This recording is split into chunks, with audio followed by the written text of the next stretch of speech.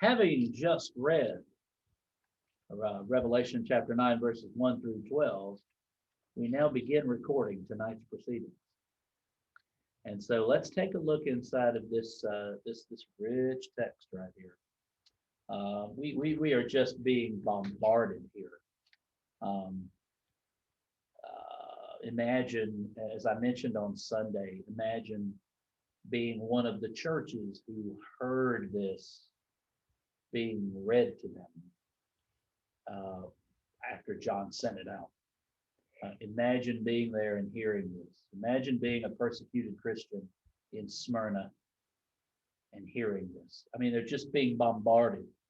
Their imaginations are being bombarded here with another. It's just this the evocative image of end time, end things, calamity. I mean, that's what we've got. It's just calamity. So let's take a look. Looking at verse 1. John says he saw a star that had fallen from heaven to earth. Now, we need to know that the stars were personified as deities, which you would imagine in ancient paganism. And sometimes they were identified with angels in the Old Testament and in the Jewish tradition. So is it Disney? I may have this wrong, but when you wish upon a star, isn't that Mickey Mouse? Yeah, I thought so. Yeah. When you wish upon a star. But that kind of speaks to the personification of stars, maybe as some kind of angels. But I want to read to you just one short passage here from Job. Carol and I are trekking through Job right now, and we're having a great time, aren't we? In the Bible app. Poor Job. Anyway, but Job 38, verse 7 says, and this is God speaking, when the morning stars sang together, and all the heavenly beings, shouted for joy. Now, that's interesting. When the morning stars sang together. So kind of the idea of these stars as angels, possibly. And then there's an apocryphal chapter in what's called the Testament of Solomon that speaks to angels as stars as angels. But I saw a star that had fallen, is what he says here in verse 1. Now, look with me at verse 2. We have this phrase, the shaft of the bottomless pit.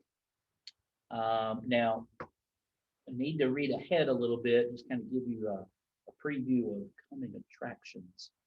Revelation 20 and verse 1. We have a reference here. John speaking, he says, then I saw an angel coming down from heaven, holding in his hand the key to the bottomless pit and a great chain. More on that later. In chapter 20 and here, both places, in the cosmos is thought of, again, you have to remember, as having three layers: in heaven, earth, and under the earth. So that's where we get the idea of heaven being up there and hell being down there, three-layer earth. Three layers. The earth is protected as long as the shaft to the abyss is kept shut. Okay. Only God has the key. But here we have God allowing the demonic powers to torment the world in the last time before the end. Now, this speaks of a lot of what what we've read and what we're going to talk about tonight is God allowing the demonic powers to torment the world in the last time before the end, which leads me to a stopping point for application. Is everyone here familiar with Job? Not Job, but Job. I had one of my students one time asked me about Job, and I told him I didn't know what he was talking about. And he finally, after about 10 minutes, said, oh, Job. And there, oh, now I know what you're talking about. I don't know what Job is. I was having fun. But Job, you know the story at the very beginning of it. Job is a righteous man, the most righteous man on earth, right? Lives in Uz, the land of Uz. And one day, the sons of God were presenting themselves to God in heaven. We're told that the adversary made a trip up there, and God asked him, he said, you remember, where you been? What you been doing? Oh, I've been going to and fro on the earth. And then God says, have you considered Job? My servant Job. Isn't he wonderful? I mean, my goodness gracious, he's great. And Satan says, well, yeah, of course he is, because I mean, look at everything he's got. I mean, he doesn't have anything going wrong. I mean, look at him. Look, he lives in the Brookwood section of Gwinnett County. I mean, who would want to live anywhere else? Sorry. Who would want? I don't live in the Brookwood. I live in the ghetto across 124. I mean, but he's got it all. So he's not going to curse you. Of course he's not. He's not going to be disobedient. But take his stuff away, and I guarantee you he'll curse you. So very troublingly, God says, I'll take that. You can do whatever you want to, just don't kill him. What do you think about that? God as prime cause of the troubles and calamities. And we're talking specifically here at Revelation about the end of things. But I think it's fair. I think it's a good question for us. What is God's role in the pandemic? I'll just go ahead and put it out there. Well, what is God's role? Y'all can talk about it with me. Let's just stop there, because this text shows God granting permission. Satan does nothing without God saying, you can do it. Now that's true. So who would like to speak? Somebody unmuted. I would. Go ahead. Very basic. He wanted to get our attention. All right, so okay, just to get our attention. Okay, Carol Garrison, how do you respond to that? Okay, from the very beginning, I've had this strong feeling that God said, okay, like he did, the Israelites wanted a king and they wanted to do things their way.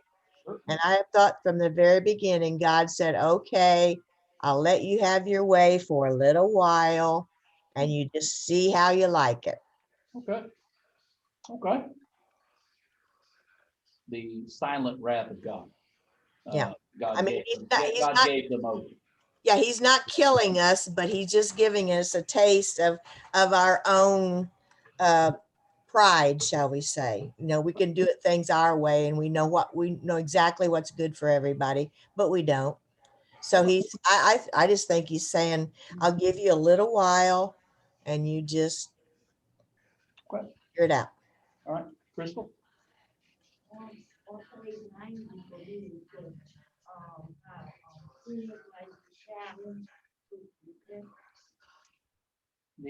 That God brings these calamities so that humans, maybe this is Tom Wright speaking, he says that God brings these challenges into the world so that humans, now that doesn't speak to the Job situation, but to speak to the pandemic, that possibly this was given us an opportunity to repent. Yes. Now, that's I can't say that neither of those are true. I can't say that they're false. What do we say to the families of the 500,000 people? Okay, all right. Let me see how many of the numbers are exaggerated. How many exaggerated numbers are enough for us to not factor that in? 300,000 people dead? Is that small enough?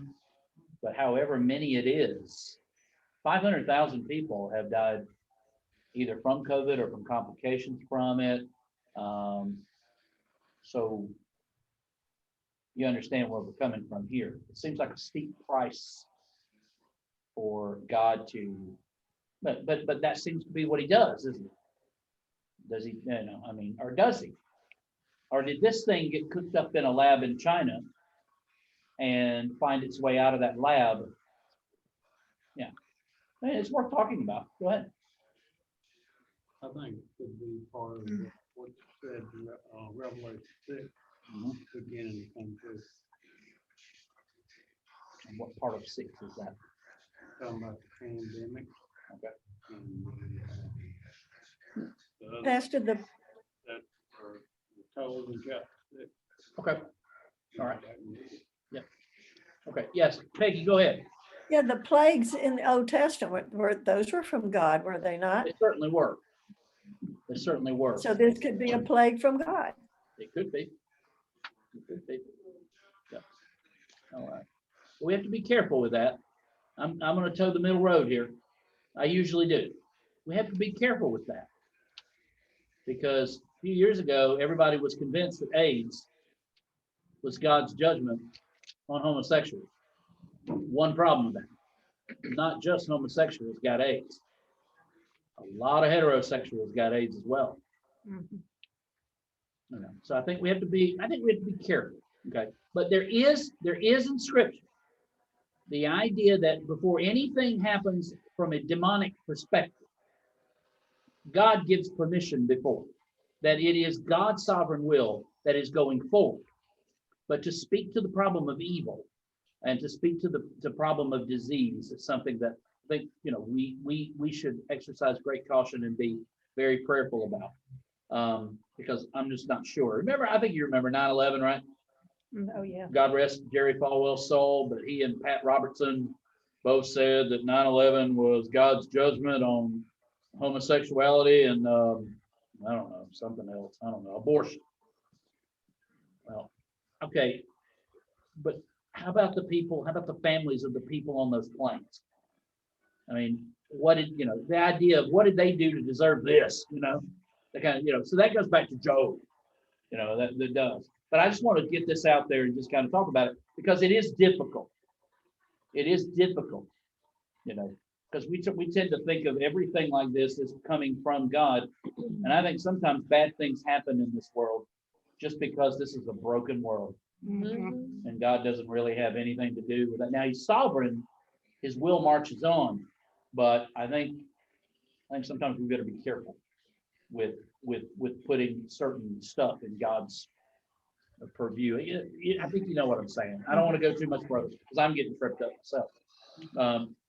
We could be watching The Chosen. Okay, right, Sharon? I think that the numbers Yeah. kind of speak to something Gail said too.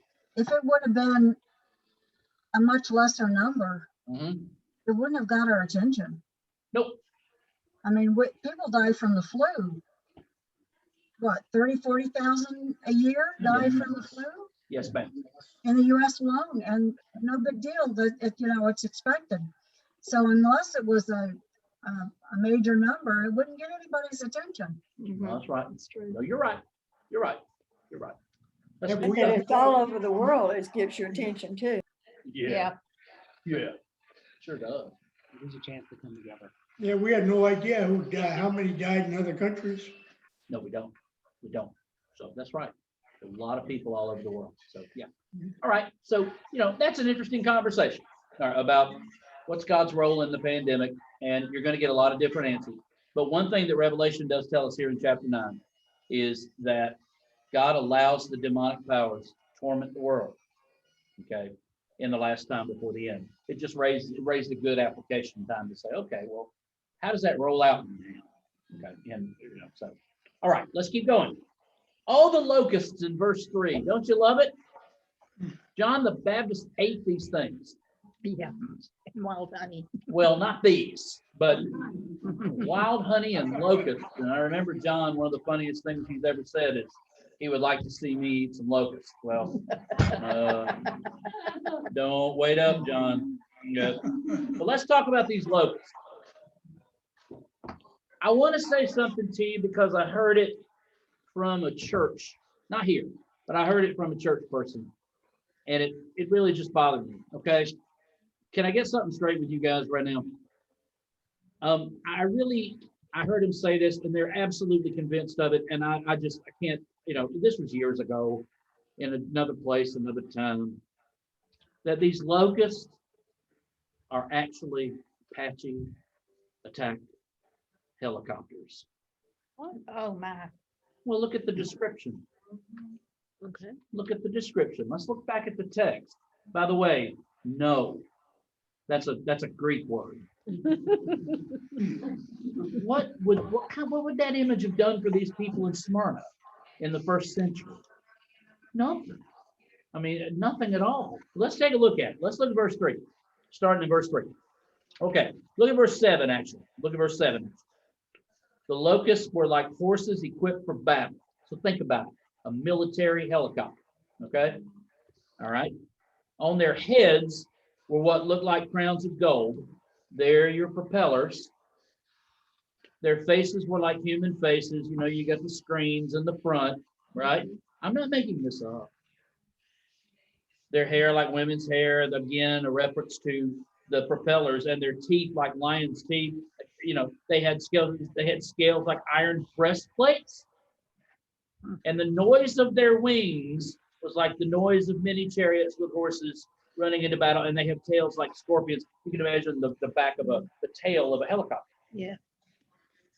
Okay, let me just say this as nicely as I can. No, please. Let's do some context here. You know, the Apache helicopter, many, many years away from being developed when John saw this. What do we have here? What we have here, what do locusts like? Regular locusts. What do they like? What do they eat? Just about everything in their path of plants. They eat vegetation, right? Well, what about these locusts? What does God tell them? Don't bother any of it. Don't go after any of it, but go after who?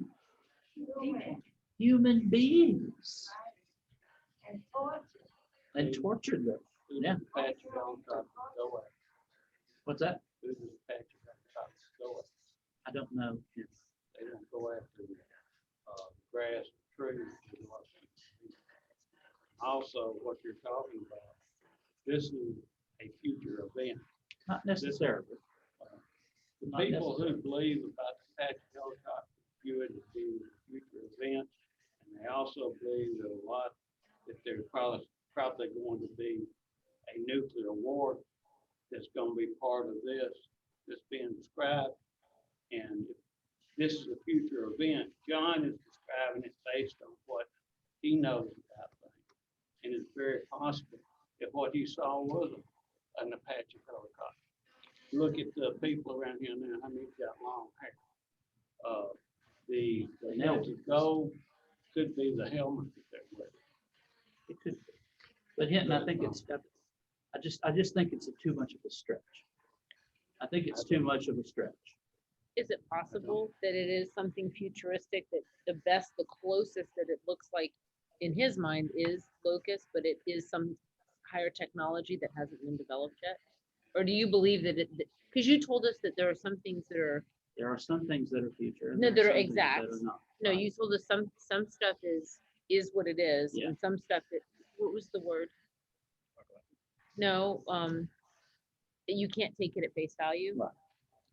So is it possible that it is Yes. something futuristic, not a bug, but maybe like a drone or? Could be. Well, let's look at Joel chapter 1 and 2. Let's go to the Old Testament. Joel chapter 1 and 2.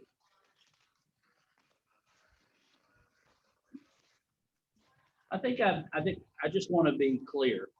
I have no problem with those that hold to the premillennial dispensational futuristic view of this. The only problem I have with that system of reading this text is that it didn't come around until the late 19th century. And so I wonder how, I'd like to see how the folks who read the Bible from the first century up to the British folks who came up with this premillennial dispensational stuff, I like to wonder how they read this. And none of them, for the first 18 centuries, read the book in the sense of all of this is future and all of this is this. Most of them read it as events that took place in the first century. And Rome is your main protagonist. You've got Babylon. They keep calling him Babylon. How do we Keep know, going Babylon. how do we know which ones have already happened and which ones haven't? That's part of the reading process. We have to see, that's the problem. Which one of these have read? Every generation since the 1870s has had an Antichrist. The Pope is the Antichrist. Barack Obama, I'm sorry, is the Antichrist. For some of us, Donald Trump was the Antichrist. Now Joe Biden is the Antichrist. No, he's right. Every You're not generation, wrong. Adolf Hitler, probably the one that came closest, I would imagine. We always have this guessing game going on. Remember what Jesus said? You know, I hate to bring him into this. I hate to bring Jesus in because he always messes. He said, but as to the time and the day, you don't worry about it. Mhm. Stop trying to guess. Stop trying to guess about these things. I don't even. But you be ready. You be ready. You be vigilant. You go out and share the good news. You be ready because you don't know when it could happen. It could happen in the twinkling of an eye. It could happen here. It could happen here. I hold open the door of possibility for the premillennial dispensational view because it very well could be. But I don't want to be the kind of person that says, this is the way it is, and that's not. Right. This is one of those things where I think I've told y'all this story before. The cross, I draw the cross, then I draw a circle around it. And then there's another circle out here in the outside, and then an even wider one out here. What things do we put that are essentials at the center of the cross? I think what we believe about the end times matters, but I don't think it belongs in the center. It belongs in the matters of opinion. I agree. Uh-huh. It I matters agree. in the realm of opinion. And so, because if the rapture's right, if it is an Apache helicopter, you know, hey, I was wrong. I don't think I'm going to get kicked out of heaven for that. But the same thing can be said that if you're right about that, I guard against my own spirit in these matters because I get very haughty at times.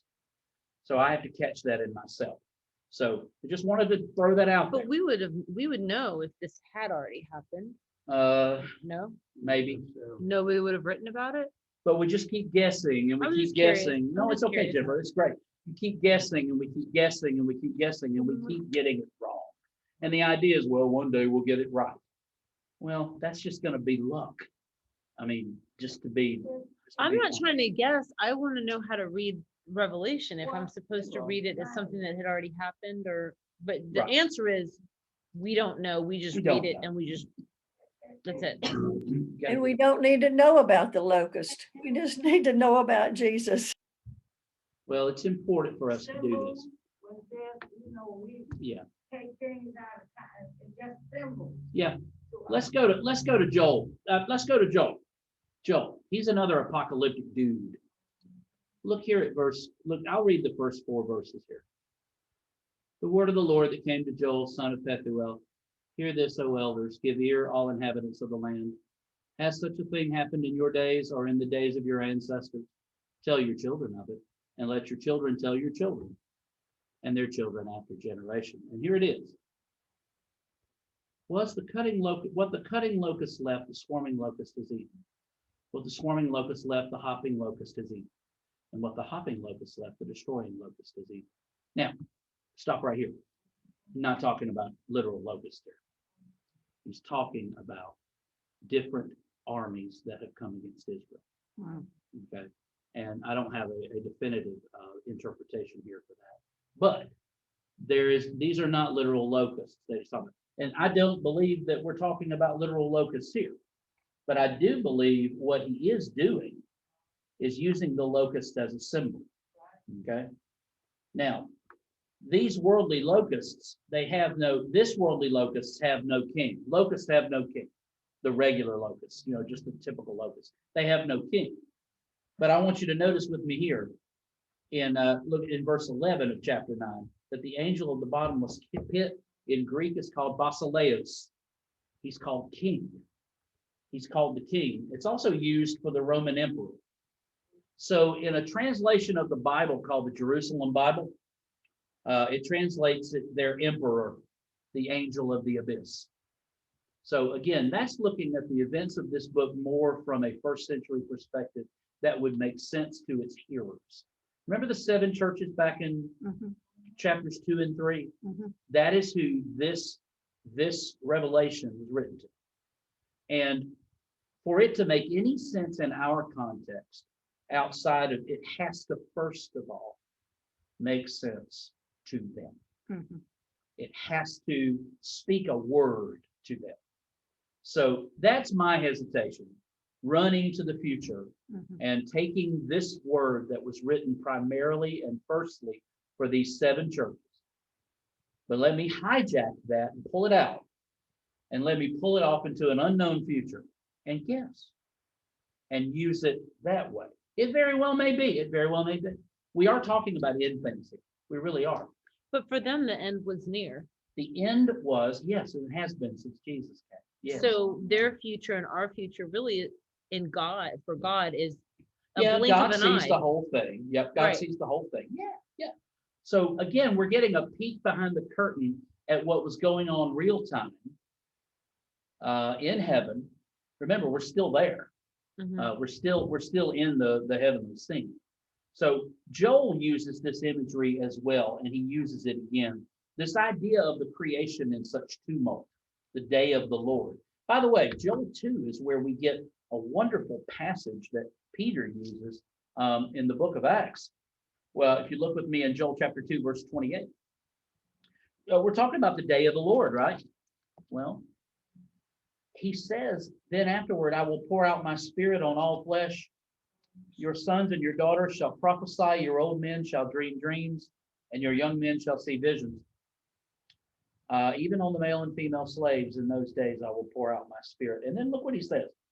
I will show portents in the heavens and on the earth, blood and fire and columns of smoke. Does this sound familiar? These are images that John is taking from Joel. Mhm. These are Old Testament imageries of the day of the Lord, and he is using them in a unique way in Revelation.